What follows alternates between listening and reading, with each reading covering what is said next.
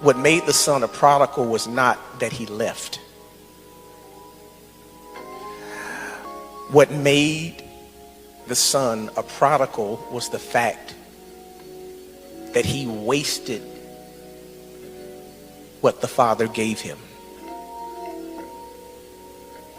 Isaiah says, all we like sheep have gone astray. That is the state of mankind, and even the state of those of us who are in covenant with God. At some point or another, we will go astray or have gone astray.